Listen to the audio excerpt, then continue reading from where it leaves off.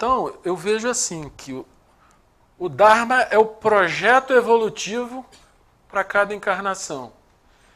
E o karma são as pedras no caminho ou as facilitações no caminho. Karma não é só dor, não. Tem muita coisa boa que acontece para você poder fazer mais coisa boa. Tem um ditado que eu gosto muito de usar, principalmente quando as pessoas estão contrariadas com os acontecimentos, que diz o seguinte: a vida é sempre mais sábia do que nós. Às vezes a gente persegue uma coisa, quer uma coisa, luta, consegue. Chega lá. Às vezes a vida nega uma coisa que a gente queria e ela abre uma outra porta, de uma outra dimensão que a gente nem imaginava, 100 vezes ou 1000 vezes melhor. Então a vida, os desdobramentos da vida, eles têm uma sabedoria, eles têm uma pedagogia. A questão toda é nós estarmos atentos para que essa sabedoria possa vir a nós e nós agirmos com sabedoria. Você sabe que o Bhagavad Gita, ele fala da ação na inação e da inação na ação. A gente vê muito a ação como uma manifestação externa. Às vezes, o que para muitos parece ser ação é inação. E o que para muitos parece ser inação é ação. Por exemplo, uma pessoa que está muito agitada, às vezes internamente ela está inativa. A agitação dela é toda no nível superficial externo. Uma outra pessoa pode estar em profunda meditação. Você mal vê ela respirando. E aparentemente você fala, ela está inativa. E ela está em profunda atividade. Às vezes a ação correta é não fazer nada. Isso é ação. Às vezes a ação correta exige medidas enérgicas. A questão toda que, a meu ver, faz a diferença nessa questão de quebrar ou não a harmonia é o chamado levar para o lado pessoal. Porque você pode discordar o tanto que for. Se você não levar para o lado pessoal, você não quebra a harmonia. Você vai ver que as divergências vão só enriquecer o campo de visão e o campo de compreensão. Agora, se consciente ou inconscientemente, porque às vezes a gente faz isso inconscientemente, a gente levar para o lado pessoal, aí a harmonia já está quebrada. Ou seja, fulano retrucou porque eu falei. Ou o contrário. Ao invés de nós estarmos olhando a coisa, objeto da nossa observação, nós estamos reagindo a pessoas. E a gente faz isso o tempo todo. Pessoas que a gente gosta, pessoas que a gente não gosta. Tudo bem que na sua vida pessoal você vai casar com a pessoa que você gosta, você vai conviver com as pessoas que você tem afinidade. Mas a sociedade teosófica acaba sendo um laboratório vivo para nós. Porque na sociedade teosófica você não escolhe com quem você vai trabalhar. Você vai trabalhar com quem tiver ao seu lado, gostando ou não. Então o teste da fraternidade, ele vem exatamente aí. Você vai conviver com quem estiver ali interessado naquele trabalho, sem nenhum tipo de discriminação. O primeiro objetivo já fala isso, né? Sem distinção de raça, credo, sexo, casta ou cor. Só falta dizer, sem distinção de espécie alguma. E a distinção pessoal, do tipo, não gosto de fulano. Se a palestra for de cicrano, eu não vou. Se fulano for o presidente da loja, eu ajudo. Mas se for ciclano, eu não vou cooperar. Né? Quer dizer, quando a gente leva as coisas para o lado pessoal, é que a encrenca se arma. Então a gente tem que aprender a debater sobre coisas e não sobre pessoas. E quando alguém se opuser a nós, quando alguém barrar o nosso caminho, ali está pronta a lição da harmonia. Como é que eu vou fazer? Eu vou atropelar? Ou eu vou considerar e descobrir uma forma de agir que não fira a harmonia? Então tudo acaba caindo no mesmo lugar. A confusão se faz pela identificação com o ego pessoal, seja nosso, seja as restrições que a gente faz, as imagens mentais que a gente faz em relação aos outros.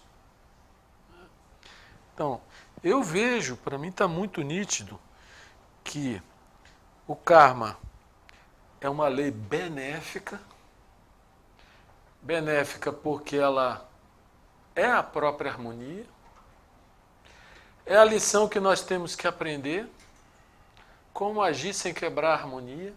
Essa lição, às vezes, demanda ponderação, demanda meditação. Às vezes você depara com uma oposição de alguém, pensa, pondera, reflete, tenta encontrar um meio termo.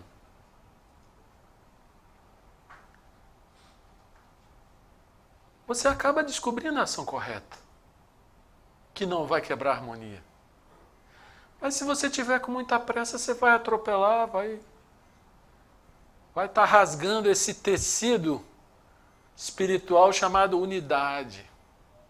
Toda vez que esse tecido é rasgado pela nossa presunção e pela nossa inconsideração para com os outros, ele precisa se regenerar.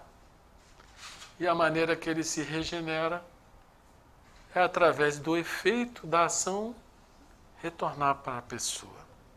Gente, o que significa teosofia?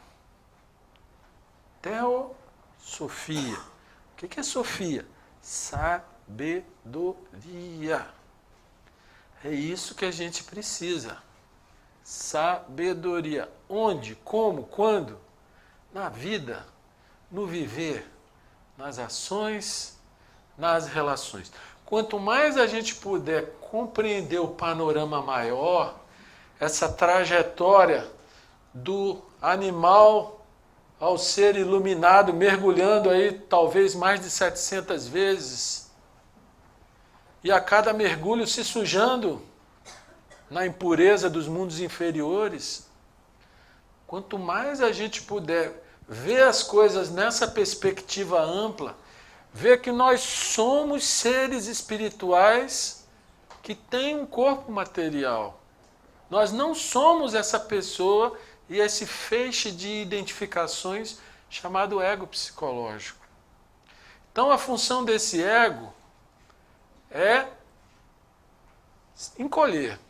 Quanto mais encolhido ele for, mais o ser interno vai se manifestar com presença, com clareza, às vezes com vigor, mas sempre de uma forma benéfica. Então não vamos mistificar isso não. Isso é a nossa vida. Se nós conseguirmos enxergar o panorama amplo e entendermos a lei da harmonia, que é a única que os mestres reconhecem, a única coisa que nós temos que fazer é aprender a lição da harmonia. Isso cada vez que um obstáculo aparecer no nosso caminho. Esse obstáculo é a nossa lição, é o nosso aprendizado, É o nosso crescimento. Aquela pessoa que não quer, que não deixa, que atrapalha, que pisa no nosso calo, ali está o nosso aprendizado da lição da harmonia. É assim que eu compreendo o karma. Pode até parecer de uma forma muito simplista, mas quando a gente lê o livro todo, e tanta coisa que se fala a respeito do karma, a gente acaba fugindo do essencial. O que é o essencial? A nossa missão aqui. A nossa missão aqui é descobrir e viver em harmonia. Se nós cumprirmos essa missão, nós estamos realizando o nosso Dharma. Né? E aí não adianta teorizar muito sobre o karma e não olhar se eu estou em conflito com a minha esposa, ou com meu filho, ou comigo mesmo, ou com meu patrão, ou com meu funcionário, ou com meu vizinho. Ou a gente aprende que é possível viver sem conflito, e cada vez que a dificuldade aparecer, a gente descobrir a maneira de lidar com ela, sem arrombar a porta, vamos dizer assim. Né? Essa é a coisa mais importante da nossa vida.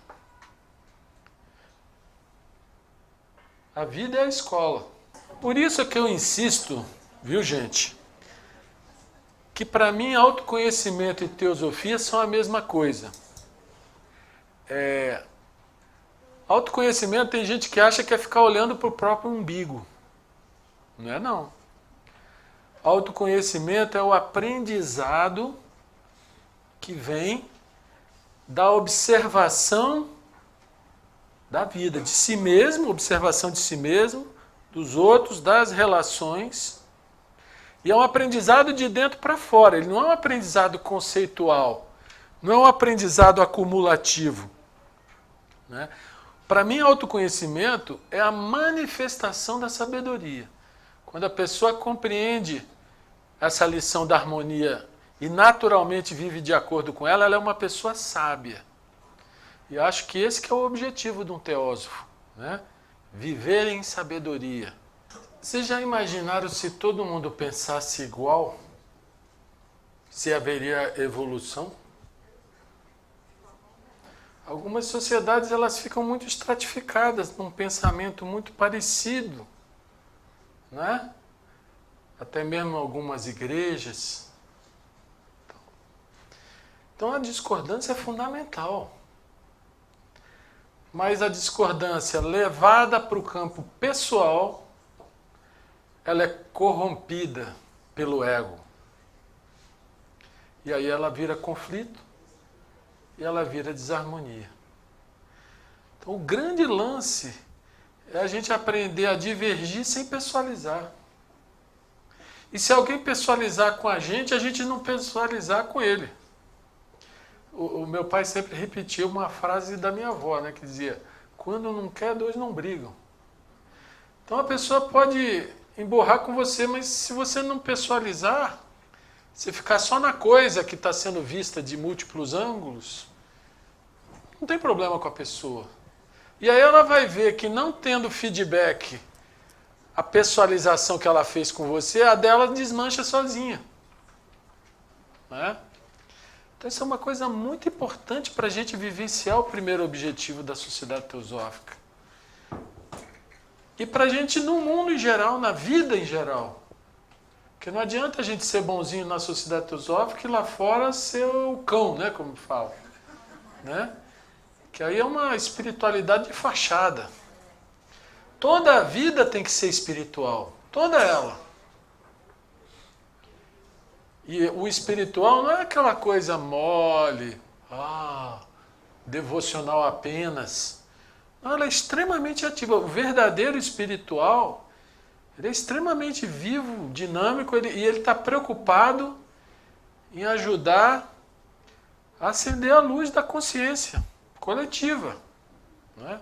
Tem uma outra frase também das cartas que fala que o único objetivo pelo qual se deve lutar é a disseminação da verdade adequada ao povo no nível que ele tiver. Então, dependendo do ambiente que você tiver, você vai ter que falar de outras coisas, de outras formas mais simples, mas que tem a ver com a vida dela. Você não precisa nem falar de karma, de reencarnação, você pode falar simplesmente da harmonia na casa dela, da harmonia no trabalho dela, do poder que a agregação gera em termos de benefício para todos, coisas que as pessoas podem sentir. Então, eu acho que o teósofo ele é essencialmente um espalhador de sementes, mas ele precisa viver essas sementes. Se ele não viver, ele é um espalhador de hipocrisia, né? Então, a vivência da teosofia ela não pode ser dissociada, ainda que imperfeitamente, porque nós não somos perfeitos. A gente vai tropeçar muitas vezes, mas se cada tropeção for convertido num aprendizado, a nossa escalada é ascendente.